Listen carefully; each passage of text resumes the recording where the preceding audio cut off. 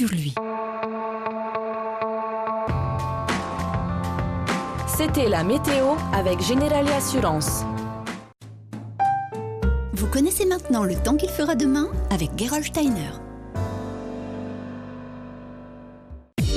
La météo avec NGECO, spécialiste de la tôle, des accessoires sur mesure et de la ferraille.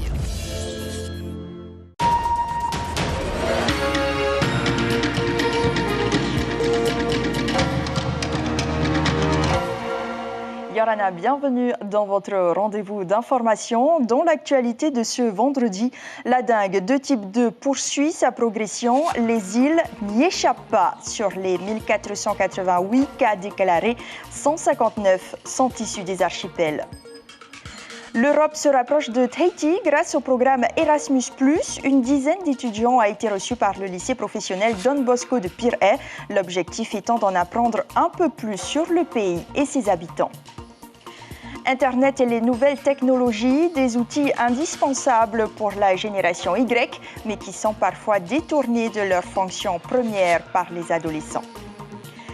Toata va zouker ce soir avec Kassav, un concert tant attendu par ses plus grands fans. Thierry Stemfleur nous dira si la fièvre monte déjà à quelques minutes du spectacle. Le taekwondo, un art martial, mais pas seulement, a pour aide des passionnés en ont fait leur métier pour véhiculer des valeurs aussi. Nous irons à leur rencontre dans notre rubrique Au cœur du Fénois à la fin de ce journal. L'épidémie de dengue de type 2 se propage de manière alarmante. Sur les 1488 cas recensés depuis le mois de février, un peu plus d'un quart d'entre eux ont été identifiés au cours de la dernière quinzaine. Désormais, les îles ne sont plus épargnées. 10 sont en phase épidémique. On voit cela plus en détail avec Florence O'Kelly sur des images de nos correspondants. Même malade, on reste sous sa moustiquaire. À l'hôpital d'Afare-Haïtou, le personnel tente d'éviter d'autres contaminations pour limiter l'épidémie. Car après Tahiti, c'est Moorea, l'île la plus touchée, avec 68 malades en quelques mois.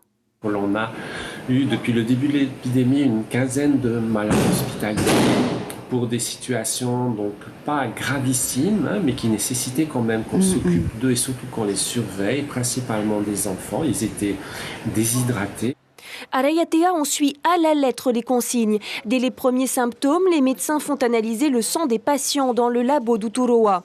Sur l'île, 32 malades ont été recensés depuis mai, une épidémie sous surveillance. On fait d'abord une première sélection avec une petite savonnette, mais de toute façon, un test rapide, mais on envoie systématiquement à l'Institut Mallardé pour confirmation avec un test de biologie moléculaire. Les îles plus éloignées ne sont pas épargnées. Toutes les marquises sont touchées par la dengue, à l'exception de Tahuata. À Nukuhiva, 11 cas ont été recensés.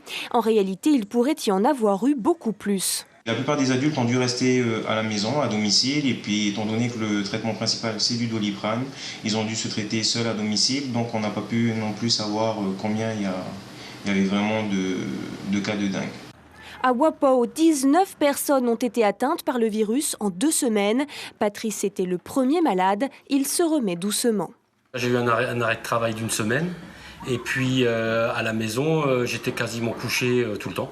Je me levais pour éventuellement boire, manger des petites quantités. Donc j'ai quasiment rien fait pendant 10 jours. Aux îles sous le vent, Bora Bora, Huahine et Taha'a sont aussi au stade épidémique. Au Tuamotu, c'est le cas d'Orangiroa. Pour limiter la maladie, les consignes restent les mêmes. Porter du répulsif, lutter contre les gîtes à moustiques et consulter un médecin en cas de fièvre supérieure à 38,5.